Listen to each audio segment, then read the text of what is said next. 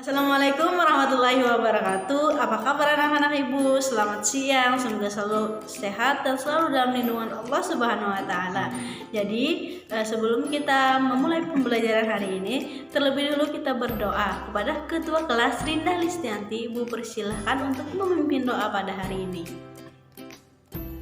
Terima kasih kepada Rindah Listianti karena telah memimpin doa pada hari ini. Selanjutnya, Ibu akan mengabsen kalian terlebih dahulu. Haliatunisa, Nikmah Hidayah, Rindah Listianti, Rizko Amalia Salsabella. Ya, alhamdulillah kalian dapat berhadir semuanya. Jadi puji syukur kita panjatkan kehadirat Allah Subhanahu wa taala yang mana telah memberikan kesempatan kepada kita untuk berkumpul lagi di tempat ini untuk menuntut ilmu.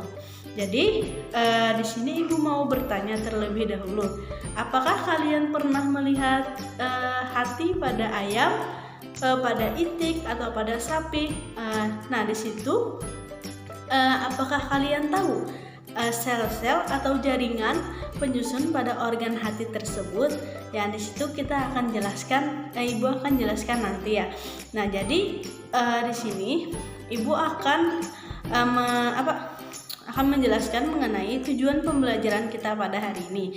Yang pertama, setelah melakukan proses pembelajaran, siswa dapat mengenal struktur penyusun sel atau jaringan dengan tingkat kebenaran 75%. Jadi yang kedua, secara berkelompok itu siswa dapat mengetahui letak jaringan epitel dengan tingkat kebenaran 75%. Yang ketiga, setelah melakukan proses pembelajaran, siswa dapat mendeskripsikan macam-macam jaringan ikat pada hewan dengan tingkat kebenaran 75%. Jadi kita memasuki kepada sesi materi. Yang pertama, di sini Ibu akan membahas mengenai jaringan epitel. Yang kedua, mengenai jaringan ikat. Di sini Ibu akan membahas materi pertama mengenai jaringan epitel. Nah, di sini ada ciri-ciri dan juga fungsi dari jaringan epitel.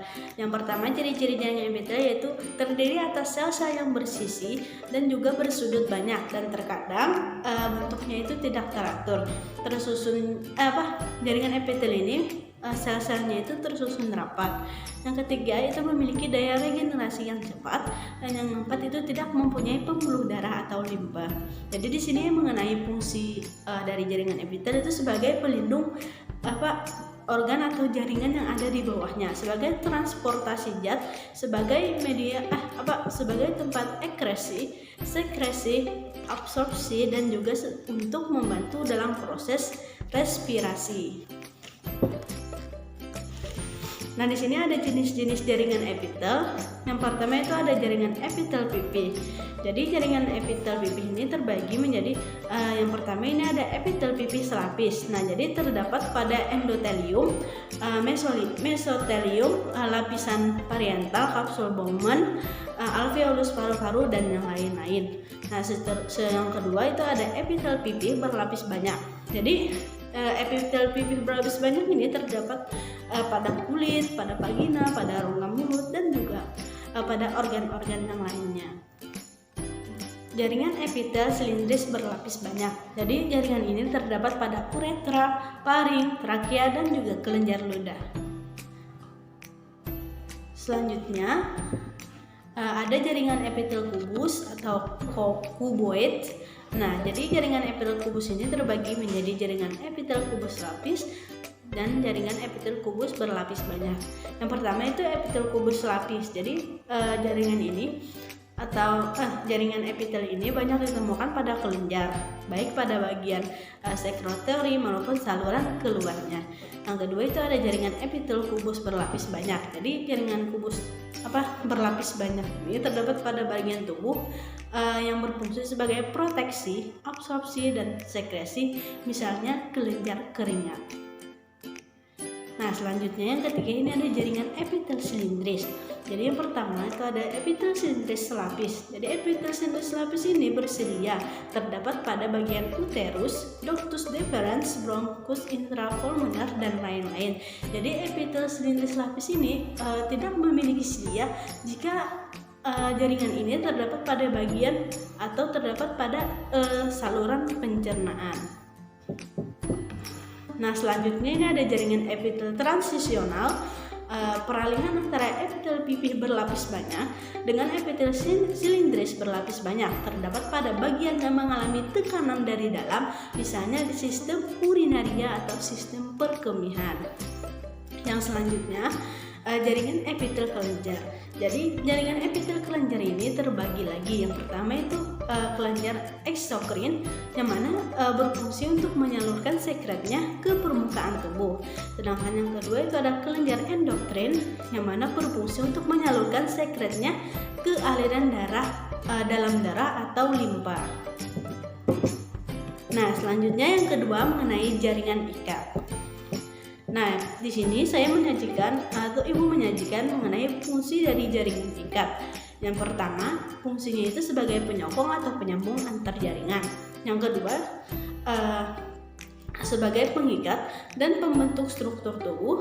Yang ketiga, sebagai penyimpan energi. Keempat, pertahanan tubuh dari penyakit. Yang kelima, pelindung suatu organ. Dan yang keenam, transport cairan tubuh. Nah, jadi jenis-jenis pada jaringan ikat ini terbagi lagi menjadi 3. Jadi terdapat 3 jenis jaringan ikat. Yang pertama itu jaringan ikat sejati, yang kedua itu ada jaringan ikat cair, dan yang ketiga itu ada jaringan ikat penyokong. Jadi yang pertama tadi kan ada jaringan ikat sejati. Jadi jaringan ikat sejati ini terbagi lagi menjadi 2. Yang pertama itu ada jaringan ikat longgar. Itu misalnya terdapat pada jaringan mukosa, jaringan alveolar, jaringan lemak atau adiposa, dan juga jaringan retikular. Sedangkan yang kedua itu ada jaringan ikat padat. Nah, ini dibedakan menjadi jaringan ikat padat teratur dan jaringan ikat padat yang tidak teratur. Selanjutnya jaringan ikat cair. Jadi jaringan ikat cair ini terbagi lagi menjadi 2. Yang pertama itu jaringan darah. Nah, di mana ini terdiri atas plasma darah, sel darah merah, sel darah putih, keping-keping darah atau trombosit. Nah, sedangkan yang kedua itu jaringan limpa atau jaringan getah bening, yang merupakan cairan yang dikumpulkan dari jaringan dan dikembalikan ke darah. Nah, selanjutnya ini ada jaringan ikat penyokong. Yang pertama itu ada jaringan tulang rawan atau kartilago, yang mana jaringan ini tersusun atas sel-sel tulang rawan atau kondrosit dan matriks yang mengandung kondroitin sulfat. Jadi kondrosit itu berada dalam rongga kecil yang disebut dengan lakuna. Jadi berdasarkan kandungan senyawa dan juga matriksnya, jaringan tulang rawan ini dibedakan menjadi yang pertama itu ada jaringan rawan hialin, yang kedua itu ada jaringan tulang rawan elastin, dan yang ketiga itu ada tulang rawan fibroblast. Nah, selanjutnya ini ada jaringan tulang keras atau osteon. Jadi merupakan menyusun kerangka tubuh yang tersusun dari komponen non-seluler berupa matriks yang sangat padat dan kaku serta komponen selulernya. Jadi macam-macam komponen selulernya yaitu osteoprogenitor, osteoblast, osteosit atau sel tulang, dan osteoklas. Jadi berdasarkan struktur bagian dalamnya, tulang keras atau osteon ini dibedakan menjadi 2. Jadi yang pertama itu ada tulang spongiosa atau tulang spong, dan yang kedua itu ada tulang pompa. Ya, sudah habis penjelasan dari Ibu. Apakah ada yang ingin ditanyakan? Silahkan anak-anak Ibu untuk bertanya.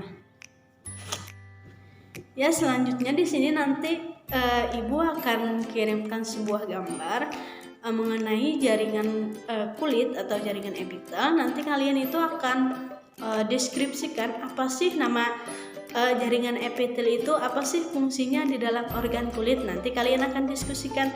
Nah, setelah ini Ibu akan bagi kalian menjadi dua kelompok. Yang pertama itu ada Rizko dengan Nikmah, yang kedua itu ada Rindah dengan Heli. Jadi nanti kalian Ibu harap dalam kelompoknya itu saling bekerja sama.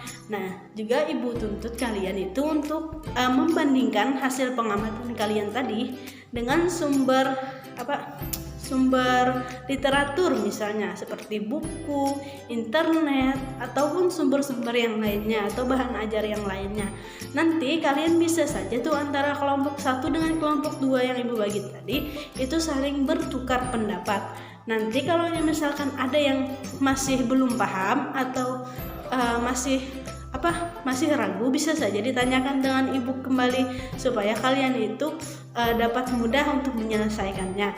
Nah, kan tadi sudah ada 2 kelompok, kalian itu bisa saja seperti kayak bertukar pendapat antara kelompok 1 dengan kelompok 2. Nah, nanti kita simpulkan kalian simpulkan pengamatan kalian, kemudian nanti ibu minta satu kelompok untuk mempresentasikan hasil diskusinya. Apakah sudah paham? Alhamdulillah sudah paham. Jadi ibu beri waktu 10 menit ya untuk mengerjakannya. Ya, ibu persilahkan. Ya, ibu minta kepada kelompok Heli dengan Rinda untuk menyampaikan hasil diskusinya. Ya, bagus sekali, tepat sekali. Apa yang dikatakan Rinda dengan Heli tadi itu benar. Jadi mengenai nama-nama ataupun fungsi dari sel pada kulit tadi itu sudah penyampaiannya itu sudah benar kayak gitu. Bagaimana dengan kelompok Rizko dengan Nikmah, apakah sama saja? Oh iya, sama saja. Nah, jadi terima kasih kepada kelompok Heli dengan Rinda karena sudah menyampaikan hasil diskusinya. Nah, jadi di sini sebelum ibu menutup pembelajaran, ibu akan menyimpulkan terlebih dahulu. Jadi tadi kan ibu membahas mengenai jaringan epitel dan juga jaringan ikat. Jadi jaringan epitel ini merupakan jaringan yang berada di area terluar hewan, misalkan seperti manusia itu jaringan epitel ini sering disebut dengan kulit. Nah, jadi letaknya itu di bagian luar tubuh manusia. Jadi jaringan epitel tadi kan terbagi menjadi 3. Yang pertama jaringan epitel pipi, epitel kubus, dan juga epitel silindris. Itu pun masih ada cabang-cabang di bagian bawahnya kayak gitu. Nah, halnya jaringan ikat tadi merupakan jaringan penyokong atau jaringan kayak yang membentuk struktur tubuh pada hewan. Nah, jadi jaringan ikat tadi kan ada jaringan ikat sejati, jaringan ikat cair, dan juga jaringan ikat penyokong. Jadi sekian yang dapat ibu sampaikan. Nah, setelah ini ibu akan memberikan tugas uji kompetensi, nanti kalian akan kerjakan. Silahkan kalian kumpul minggu depan, dan juga nanti ibu akan share link video YouTube. Nanti kalian silahkan kalian tonton untuk menambah materi yang telah ibu sampaikan. Ya, sekian dulu pembelajaran hari ini. Salah hilaf ibu mohon maaf. Billahi taufiq wal hidayah. Wassalamualaikum warahmatullahi wabarakatuh.